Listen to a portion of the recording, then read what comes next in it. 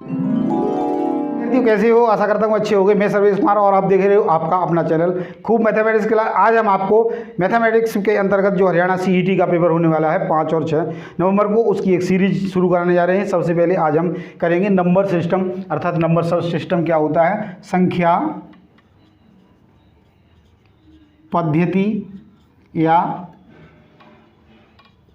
Number system. तो संख्या पद्धति नंबर सिस्टम ये हमारे मैथ का बेसिक है, यानी जब तक हम इसको नहीं सीखेंगे तब तक हम बहुत सारी चीज़ों को छोड़ देंगे। सबसे पहले हम जानते हैं अंक। तो अंक जैसा कि आप जानते हो बेसिकली 0 1 2 3 4 5 6 7 एंड 8 9। तो इतने अंक हमारे पास होते हैं। मोस्टली जब पूछा जाता है कि अंकों की संख्या कितनी है तो हम 1 से शुरू कर 9 तक जाते हैं और 9 पर पहुंचकर हम अंकों की संख्या 9 बता देते हैं, जो कि रॉन्ग है। अंकों की संख्या कुल कितनी होती है? 10 होती है, क्योंकि यहाँ पर 0 भी इंक्लूड है। यहाँ से आप गिनोगे तो 10 हो जाएंगे। अब हम अंकों में देखते हैं पूर्ववर्ती संख्या। पूर्ववर्ती संख्या अर्थात पहले आने वाली संख्या। मान लीजिएगा हम 5 कहें, 5 से पहले क्या आएगा आप जानते हो, 4 आएगा। 6 कहें, 6 से पहले क्या आएगा, 5 आएगा। हम 100 कहें तो 100 से पहले क्या आएगा, 99। अर्थात किसी संख्या से पहले आने वाली संख्या को क्या कहते हैं हम, पूर्ववर्ती, यानी पूर्व आने वाली संख्या। तो यदि कोई संख्या हमारे लिए दी है, हमें यदि पूर्ववर्ती संख्या निकालनी है तो क्या करेंगे, 1 घटा देंगे। 1 घटाने पर हमें, जैसे 1000 की पूछी जाए तो 9999 हमें पूर्ववर्ती संख्या मिल जाएगी। तो पूर्ववर्ती संख्या अर्थात ऐसी संख्या जो उस संख्या से पहले आई हो उसको हम क्या कहते हैं, पूर्ववर्ती संख्या कहते हैं। सबसे महत्वपूर्ण बात है कि 1 का पूर्ववर्ती हमें पूछा जाए, 1 का पूर्ववर्ती क्या है, तो 1 से पहले कोई भी अंक नहीं है। 0 क्या है, इनको आगे बढ़ाने वाला एक अंक है, तो इससे पहले कोई अंक नहीं है। अर्थात यदि 1 का पूर्ववर्ती पूछा जाए तो हमें सिर्फ और सिर्फ ये आंसर दे रहा है कि इसका कोई भी पूर्ववर्ती नहीं है, क्योंकि सबसे छोटी प्राकृत संख्या यही है। अब हम देखते हैं अगला पॉइंट हमारा है उत्तरवर्ती संख्या। पूर्ववर्ती के बाद उत्तरवर्ती संख्या। उत्तरवर्ती संख्या, उत्तरवर्ती अर्थात बाद में आने वाली। जैसे 5 के बाद क्या आएगी, 6, 7 के बाद क्या आएगी, 8, यानी कोई भी संख्या दी है उसके बाद आने वाली संख्या को हम क्या कहते हैं, उत्तरवर्ती संख्या। तो उत्तरवर्ती संख्या सबसे बड़ी क्या होगी, तो हम ये कभी भी कुछ नहीं कह सकते, क्योंकि हर एक संख्या में 1 जोड़ने पर हमें उससे अगली संख्या मिल जाएगी। तो उत्तरवर्ती संख्या क्या होती है, 1 जोड़ने पर प्राप्त होती है उसको उत्तरवर्ती कहते हैं। 1 घटाने पर प्राप्त होती है उसको हम पूर्ववर्ती संख्याएं कहते हैं। अब इसके बाद हम जानते हैं नंबर सिस्टम में ही पूर्णांक। पूर्णांक अर्थात पूर्ण, यदि हम इसका संधि विच्छेद करें तो पूर्ण जमा में अंक, अर्थात पूरा अंक। जैसे 2 है, 3 है, 4 है, 1 है, 5 है, आगे तक 0, 1 माइनस का, माइनस के 2, माइनस के 3, यानी जो पूर्णांक हैं वह सभी संख्याएं हैं जिनमें प्लस भी होंगे और माइनस भी होंगे। अब यहाँ पर पूर्णांक जैसे हम 1.5 लिख दें तो ये पूर्णांक नहीं है, ये क्या है, 1 पूरा अंक है और 1 आधा, यानी जो 0.5 है वो क्या है, 1/2 को रिप्रेजेंट करता है। अर्थात ये पूर्णांक नहीं है। पूर्णांक ये होते हैं जिसको हम z से निरूपित करते हैं, z इंटीजर से निरूपित करते हैं, और इसमें दोनों आ जाते हैं। अब यहाँ पर ये भी आ सकता है कि धनात्मक पूर्णांक, धनात्मक पूर्णांक यानी 1 2 3 4, और ऋणात्मक आ जाए तो फिर यहीं पर अब हमें पूछा जाए ऋणात्मक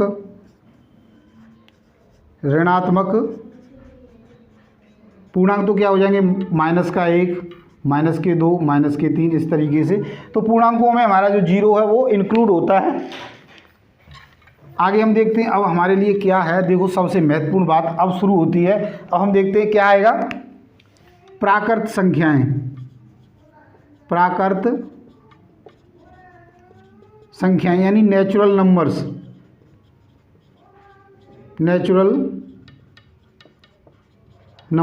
तो नेचुरल नंबर्स में 1 2 3, 4, 5 और ये इनफाइनाइट तक नेचुरल नंबर होते हैं। अर्थात प्राकृत संख्याएं वो होती हैं जो 1 से शुरू होती हैं और अपरिमित रूप से अनंत तक होती हैं। यानी जो सबसे छोटी यदि प्राकृत संख्या पूछी जाए तो हमारी क्या होगी 1, और सबसे बड़ी प्राकृत संख्या पूछी जाए तो हम कहेंगे कि हमें नहीं पता, क्योंकि हमें ऐसी संख्या तक पहुंच ही नहीं सकते अपरिमित रूप से।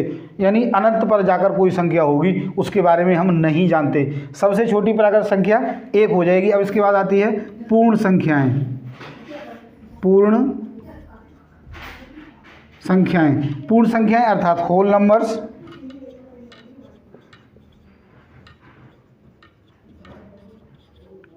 होल नंबर्स 0 से प्रारंभ होते हैं, 0, 1, 2, 3, 4, 5 up to and so on. तो सबसे छोटा पूर्ण संख्याओं में पूछा जाए तो 0 होगा, और सबसे बड़ी पूर्ण संख्या पूछी जाए तो उसके लिए भी हम यही कहेंगे कि अपरिमित रूप से बहुत ज़्यादा बड़ी संख्या होती है, तो उसके बारे में भी हम कुछ नहीं कह सकते। तो प्राकृत संख्याएं जो 1 से शुरू होती हैं, पूर्ण संख्याएं जो 0 से शुरू होती हैं और अनंत तक चलती हैं। तो देखो यहाँ से हमें इसको यदि काउंट करें तो ये नेचुरल नंबर हो जाएंगे। अर्थात जो नेचुरल नंबर्स हैं वह इसका एक सबसेट है, यानी यह इसमें इंक्लूड है। तो ये पूछा जाए कि क्या होल नंबर्स हैं उनमें प्राकृत संख्याएं आती हैं या पूर्ण संख्याओं में प्राकृत संख्याएं आती हैं, तो हम बताएंगे कि यस आती हैं। लेकिन उल्टा पूछा जाए कि क्या प्राकृत संख्याओं में होल नंबर्स आते हैं या पूर्ण संख्याएं आती हैं, तो हम वहाँ पर कहेंगे कि नहीं आती हैं। अब इसके बाद हम देखते हैं बहुत ही महत्वपूर्ण पॉइंट्स हैं सम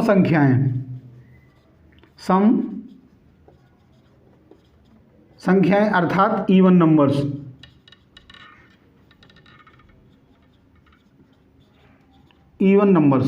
सम संख्याएं यानी ऐसी संख्याएं जो 2 से पूरी भाग हो जाएं, उनको हम क्या कहते हैं, सम संख्याएं कहते हैं। 2 से पूर्ण विभाजित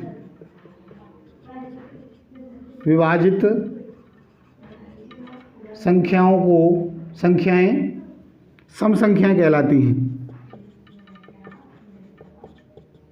सम संख्याएं कहलाती हैं, यानी जो 2 से पूरी भाग हो जाती हैं उन्हीं को हम क्या कहते हैं, सम संख्याएं कहते हैं। यानी जिनको 2 हिस्सों में पूरा बांटा जा सके। अब एक उदाहरण लेते हैं। मान लीजिएगा हमने इधर एक कोई वस्तुओं का बहुत बड़ा सा ढेर ले लिया है और इस ढेर को हम बांटना चाहते हैं, तो हम किसी अपने हाथ से ये कहते हैं कि भाई एक वस्तु उठाकर इधर रखो और एक इधर रखो, और हम इसको रखते जाते हैं। तो मान लीजिएगा हमने यहाँ से एक चीज़ यहाँ ले ली, यानी इसको मिटा दिया, एक इससे मिटाकर इधर ले लिया, इसे मिटाकर इधर ले लिया, इसे मिटाकर इधर ले लिया, इसे मिटाकर इधर ले लिया, इसे मिटाकर इधर ले लिया, इसे मिटाकर इधर ले लिया, इसे मिटाकर इधर ले लिया, इसे मिटाकर इधर ले लिया, इसे मिटाकर इधर ले लिया और इसे मिटाकर इधर ले लिया।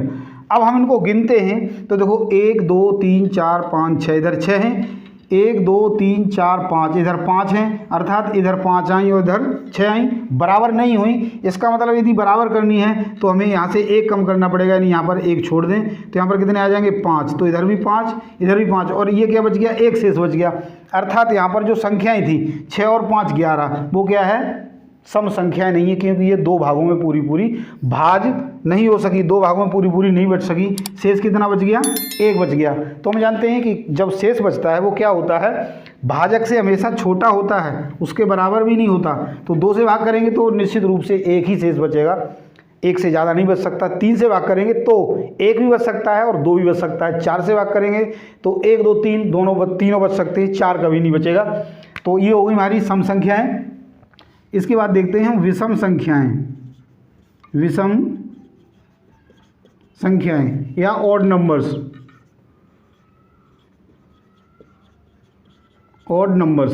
अर्थात इसके बिल्कुल विपरीत है। ऐसी संख्याएं जो 2 से भाग करने पर क्या हो जाए, 1 शेष बच जाए, तो उनको हम क्या कहेंगे, विषम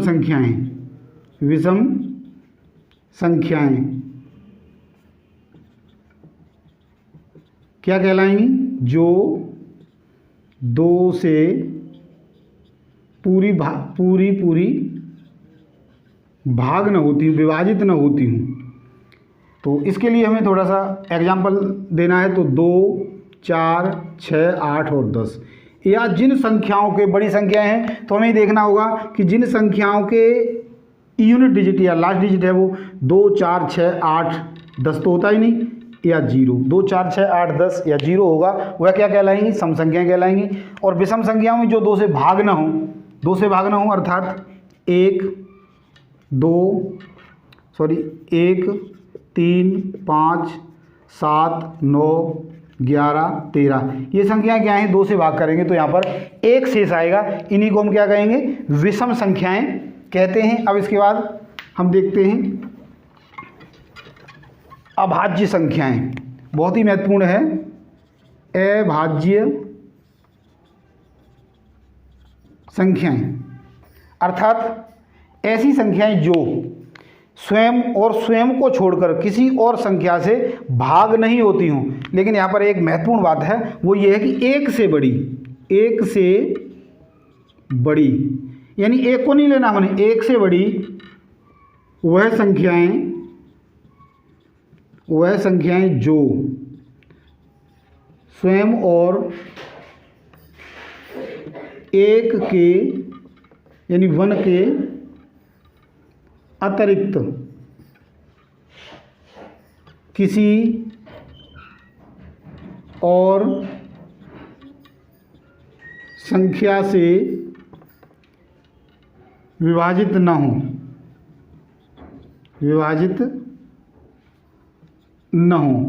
उन्हें हम क्या कहते हैं? अभाज्य संख्याएं कहते हैं। अभाज्य संख्याएं कहते हैं, यानी वो संख्याएं जो खुद से भाग होंगी और 1 से होंगी और उसको छोड़कर किसी और से भाग नहीं होंगी। जैसे 1 को हमने लेना ही नहीं है तो क्या लेंगे? देखो 3 है, 5 है, 7 है, देखो उसमें 9 आई थी, 9 नहीं आएगी, 11 है, 13 है, 17 है, 19 है, 23 है। अर्थात ये संख्याएं खुद से भाग होंगी और खुद को छोड़कर 1 से ही भाग होंगी और किसी से भाग नहीं होंगी, उन्हीं को हम क्या कहते हैं? अभाज्य संख्याएं कहते हैं। अब देखो यहाँ पर महत्वपूर्ण बात यह है कि यदि हम 0 से लेकर 100 तक अभाज्य संख्याओं की संख्या गिनें तो 25 आती है। याद रखने का है, टर्निंग पॉइंट है, इसमें हमने कुछ निकालना नहीं है, याद रखना है। और 0 से 50 तक की देखे जाएं तो 15 हैं और 0 से 25 तक देखी जाए तो सिर्फ 9 हैं। यानी 0 से 100 तक 25 अभाज्य संख्याएं, 0 से 50 तक 15 और 0 से 25 तक 9 ही अभाज्य संख्याएं पाई जाती हैं। अब अगला पॉइंट है हमारा भाज्य संख्याएं। तो यहाँ पर महत्वपूर्ण बात थी कि 1 से बड़ी अर्थात 1 अभाज्य संख्याओं में नहीं आता है। भाज्य संख्याएं, भाज्य संख्याएं, भाज्य अर्थात जो भाग हो जाती हों, स्वयं और स्वयं के अतिरिक्त किसी और संख्या से भी भाग होने वाली, स्वयं और स्वयं के अतिरिक्त, स्वयं और स्वयं के अतिरिक्त किसी अन्य संख्या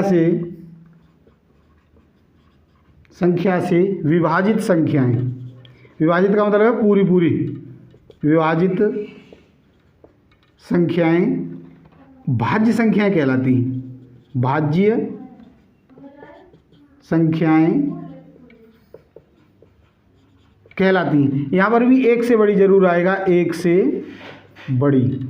अर्थात ये दोनों पॉइंट क्या करते हैं कि एक न तो भाज्य में आता है और न अभाज्य में आता है, ये भी याद रखने की बात है। इसमें हम देखो उदाहरण देखना चाहें तो क्या होगा, जो अभाज्य संख्याएं हैं उनमें भाज्य संख्याएं हैं जो स्वयं के अतिरिक्त 4 आएगा, 6 आएगा, 8 आएगा, 10 आएगा। यानी सबसे छोटी भाज्य संख्या पूछी जाए तो क्या है? 4 है, 2 नहीं है, क्योंकि 2 क्या है? स्वयं से भाग होगी 2 से और 1 से होगी और किसी से भाग नहीं होगी। तो 2 की महत्वपूर्ण विशेषता यही है कि 2 जो है वो अभाज्य में आती है। अभाज्य में आती है क्या? 2। और ये एक ऐसी संख्या है जो सम होने के साथ साथ अभाज्य भी है। यानी 2 ही एक ऐसी संख्या है जो सम भी है और साथ में अभाज्य भी है। इस 2 के अतिरिक्त और कोई ऐसा नंबर नहीं है, ऐसा कोई अंक नहीं है या संख्या नहीं है कि सम भी हो और अभाज्य भी हो। जैसे सम संख्या 4 है, 6 है, 8 है, 10 है, लेकिन ये क्या है, भाज्य हैं, अभाज्य नहीं है। तो अभाज्य भी है और सम भी है, वो क्या है, सिर्फ और सिर्फ 2 है, एक ही नंबर है। तो भाज्य संख्याएं जो स्वयं के अतिरिक्त किसी अन्य संख्या से भी भाग हो जाती हों। और जैसे इसमें 10 से पहले 9 भी आ जाएगी, क्योंकि 9 क्या है, 3 से भाग होती है, 9 से भाग होती है और 1 से भी भाग होती है। अब इसके बाद आता है हमारा अगला पॉइंट, परिमेय संख्याएं। परिमेय संख्याएं, परिमेय संख्याएं अर्थात रेशनल नंबर्स। रेशनल नंबर वैसे हम देसी भाषा में जानना चाहें तो हम ये कहेंगे परिमेय, परिमित अर्थात ऐसी संख्या जिसको हम निश्चित रूप से जानते हों वह परिमेय संख्या कहलाती है। वैसे इसकी परिभाषा है, ऐसी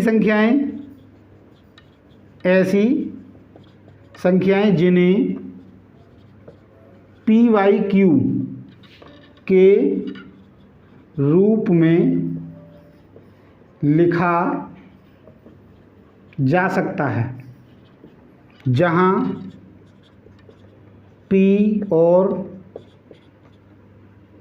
Q पूर्णांक हैं। अभी हमने बताया था पूर्णांक क्या है, नहीं पूर्णांक है, लेकिन कंडीशन एक और है कि Q जो है वो 0 नहीं होना चाहिए। Q 0 हो गया तो फिर अपरिमित संख्या हो जाती है, इसलिए Q 0 नहीं लेंगे। और साथ में P, Q का कोई उभयनिष्ठ मीन्स साझा गुणनखंड न हो, गुणनखंड न हो, उसी को हम क्या कहेंगे, परिमेय संख्या कहेंगे। जैसे 3/2, 7/6, ये क्या है, परिमेय संख्या हैं। साथ में हम देखेंगे जो देखो पाई है, पाई और पाई का मान 22/7, महत्वपूर्ण बात है, इसको हम अपरिमेय बोलते हैं, अपरिमेय संख्या बोलते हैं, लेकिन ये क्या है, परिमेय है, क्योंकि इसकी वैल्यूज को हम निकाल सकते हैं। अब इसके बाद आता है अपरिमेय संख्याएं। अपरिमेय संख्याएं, अपरिमेय संख्याएं, तो अपरिमेय संख्याएं अर्थात जो परिमेय नहीं है वही क्या है, अपरिमेय है। अर्थात हम ये कह सकते हैं कि जिस संख्या के बारे में हम निश्चित रूप से कोई स्टेटमेंट ना दे सकें, कोई भी बात ना कह सकें, वही अपरिमेय संख्याएं कहलाती हैं। अर्थात जिन संख्याओं का दशमलव निरूपण, पूर्णांक तो हो ही नहीं सकते इसलिए पूर्णांक की बात नहीं करते, दशमलव निरूपण अशांत और अनावर्ती हो, अनावर्ती अर्थात उसकी आवर्ती ना होती हो, अनावर्ती हो, अपरिमेय संख्या कहलाती हैं। अपरिमेय संख्याएं कहलाती हैं। जैसे √2 है, √3 है, √5 है, पाई भी है। अब इनका दशमलव निरूपण देखो, दशमलव निरूपण शांत का मतलब जैसे 1.2 परिमेय हो गया क्योंकि ये शांत हो गया, अर्थात इसको हम कह रहे हैं कि 1.2 ही है और कुछ नहीं है। 1.222 अर्थात 1.2 पर बार लग गया। इसको भी हम कहते हैं कि चाहे हम 1000 बार भाग करें तो 1000 में टर्म पर भी 0.2 आएगा, अर्थात वह संख्या हम जान पा रहे हैं। लेकिन ऐसा नंबर जिसमें 1 0 2 3 5 0 7 8 3 9 इस प्रकार से आ रहा है, तो यहाँ पर देखो आगे चलता जाएगा। अर्थात पहली कंडीशन तो ये है कि अशांत होना चाहिए। अशांत होने के बाद दूसरी कंडीशन ये है कि वह आवर्ती न हो, यानी इस पर हम बार न लगा सकें। बार का मतलब आप जानते हो, जैसे हमने 0.2 पर बार लगा दिया, इसका मतलब 0.222 आता रहेगा, या फिर 0.23 पर लगा दिया बार, इसका मतलब 0.2323 इस तरीके से आता रहेगा। तो आप समझ चुके हो, जिसको हम जानते हैं वो परिमेय है, जिसको मैं नहीं जानता वो अपरिमेय है। संख्याओं के बारे में हम यही कह रहे हैं कि जिसका हम निश्चित रूप से कुछ कह ही नहीं पा रहे, हम भाग कर रहे हैं वो रुक ही नहीं रहा, और कभी कुछ आ जाता है कभी कुछ आ जाता है, हम उस पर बार भी नहीं लगा पा रहे, अर्थात उसकी आवर्ती नहीं हो पा रही, तो वही क्या कहलाता है, अपरिमेय संख्या कहलाती हैं। अब इसके बाद हम देखते हैं वास्तविक संख्याएँ, वास्तविक संख्याएँ या रियल नंबर्स। वास्तविक संख्याएं या रियल नंबर्स। रियल नंबर्स अर्थात मेरे मुंह से जो निकल जाए वही वास्तविक है संख्याओं के बारे में। 1 हो, 3 हो, 4 हो, 6 हो, -1 हो, √3 हो, √5 हो, √7 हो, यानी अब तक हमने जो संख्याएं पढ़ी थी वो सभी क्या हैं? वास्तविक संख्याएं। परिमेय और अपरिमेय, परिमेय और अपरिमेय संख्याओं, परिमेय और अपरिमेय संख्याओं का समूह कह सकते हैं, वास्तविक संख्याएं कहलाती हैं। वास्तविक संख्याएं कहलाती हैं, यानी हम जो बोलें संख्याओं में, चाहे हम कुछ भी बोल दें, वही क्या कहलाएंगी? वास्तविक संख्या। अब हम देखते हैं काल्पनिक संख्याएं। काल्पनिक संख्याएं या इमेजिनरी नंबर्स। तो देखो काल्पनिक संख्याएं क्या हैं? जिसकी हम कल्पना करते हैं वही काल्पनिक है। अर्थात सभी संख्याओं, सभी ऋणात्मक संख्याओं का वर्गमूल, सभी ऋणात्मक संख्याओं का वर्गमूल, जैसे माइनस का √4 है, माइनस का √3 है, माइनस का √5 है, ये सभी क्या हैं? काल्पनिक नंबर्स हैं, अर्थात काल्पनिक संख्याएं कहलाएंगे। हम इनको काल्पनिक संख्याओं की श्रेणी में रखते हैं। क्योंकि ये काल्पनिक संख्याएं, क्योंकि देखो √4 है, इसका जो वर्गमूल आता है वो क्या है? ±2 है। अर्थात यदि हम +2 गुणा में +2 करें तो भी क्या आएगा? 4 आएगा, और -2 गुणा में -2 करें तब भी 4 आएगा। अर्थात जो वर्गमूल हम लेते हैं वो नेगेटिव एंड पॉजिटिव दोनों ही पाया जाता है। अब हम आगे देखते हैं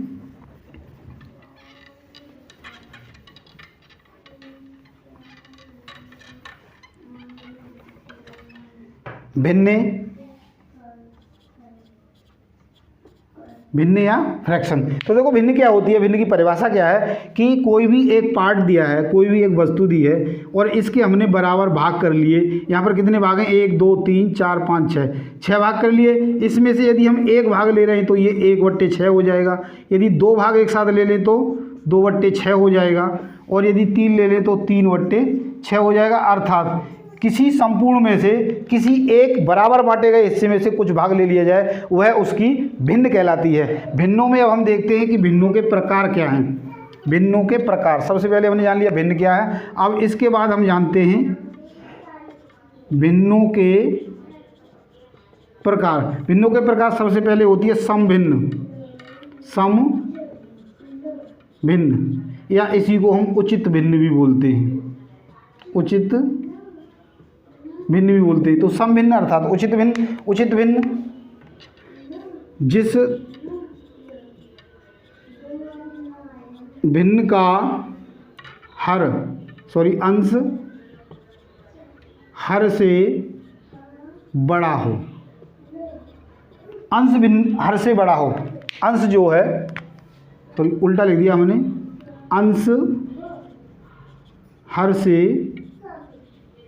छोटा हो, बड़ा नहीं छोटा हो, उसे हम क्या कहेंगे? उचित भिन्न कहेंगे। जैसे 3/5 है, 7/9 है, 11/13 है, यानी इनका जो अंश है वह हर से निश्चित रूप से छोटा होगा, वही क्या कहलाती हैं? उचित भिन्न कहलाती हैं। उचित भिन्न अब हम देखते हैं, समझते हैं क्या है। देखो भिन्न की परिभाषा क्या थी कि एक संपूर्ण में से हमने कुछ लिया है, तो यदि बड़ी हो गई भिन्न, मैं उसकी परिभाषा और ले देता हूँ तब आपके अच्छे समझ में आएगा। दूसरी है विषम भिन्न,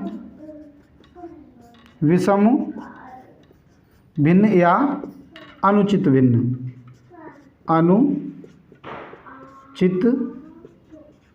भिन्न। अनुचित भिन्न अर्थात ऐसी भिन्न जो उचित नहीं है।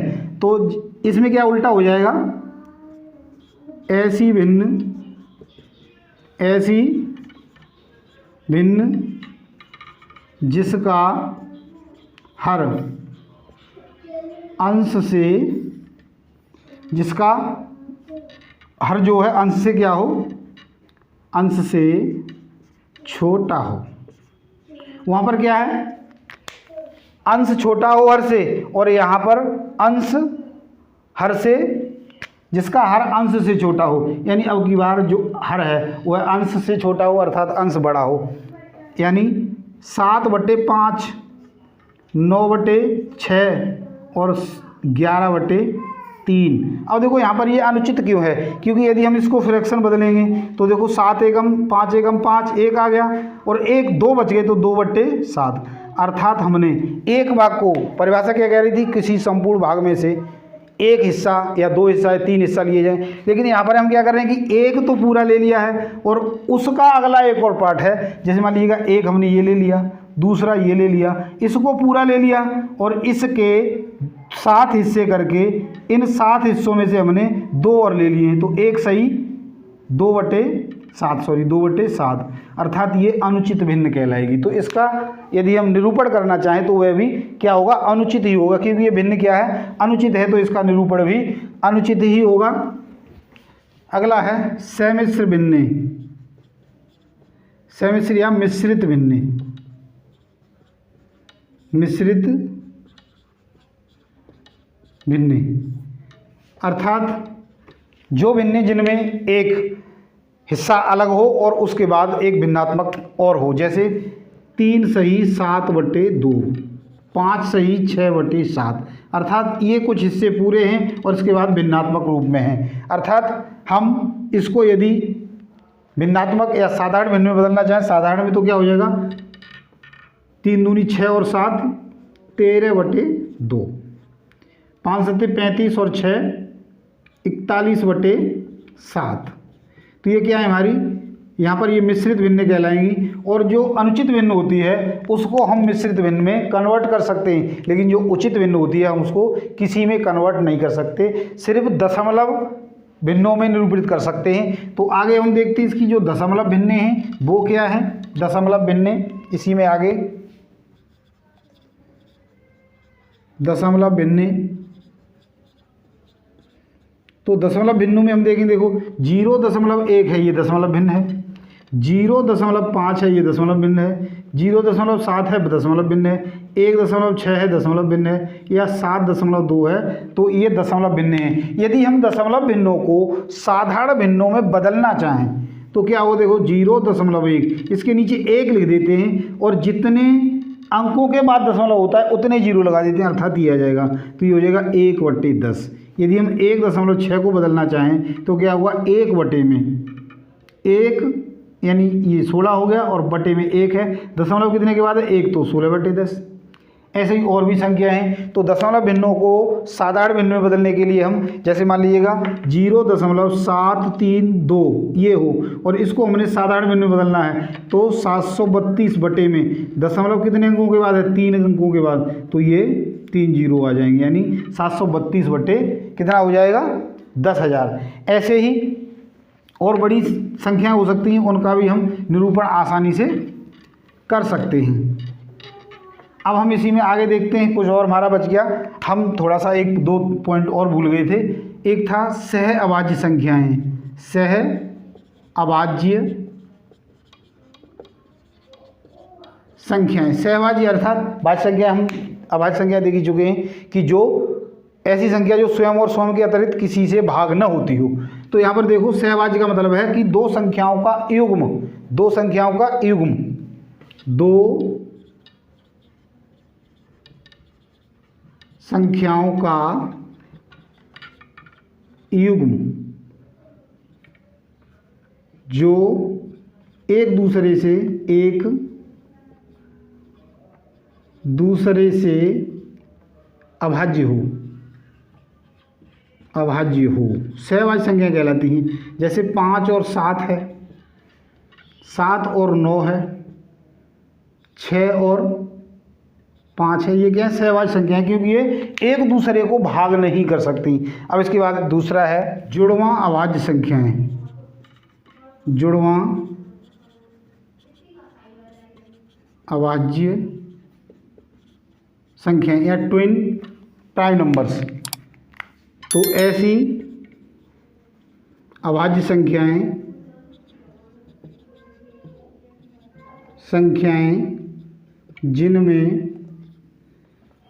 जिनके बीच कहेंगे या जिनमें दो का अंतर हो, दो का अंतर हो, जुड़वां अभाज्य संख्या कहलाती है। जुड़वां अभाज्य संख्याएं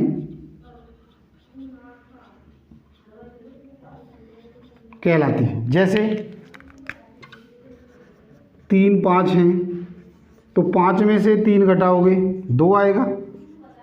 7 5 हैं तो 7 में से 5 घटाओगे 2 आएगा। 11 13 है, 13 में से 11 घटाओगे 2 आएगा। तो ये क्या कहलाएंगी? 3 5 7 5 और 11 13 जुड़वां अभाज्य संख्या कहलाएंगी। तो आशा करता हूँ आज मेरे द्वारा समझाए गए इस कॉन्सेप्ट को जो नंबर सिस्टम से संबंधित आपने अच्छे से समझ लिया होगा। समझ लिया? हमारे वीडियो को पसंद किया, लाइक और शेयर जरूर करें, और यदि अब तक आपने हमारे चैनल को सब्सक्राइब नहीं किया है तो सब्सक्राइब भी जरूर करें। आज के लिए इतना ही। कल आने के लिए वीडियो में आपसे इसी चैप्टर के कुछ अभ्यास प्रश्नों के साथ फिर मिलते हैं। धन्यवाद।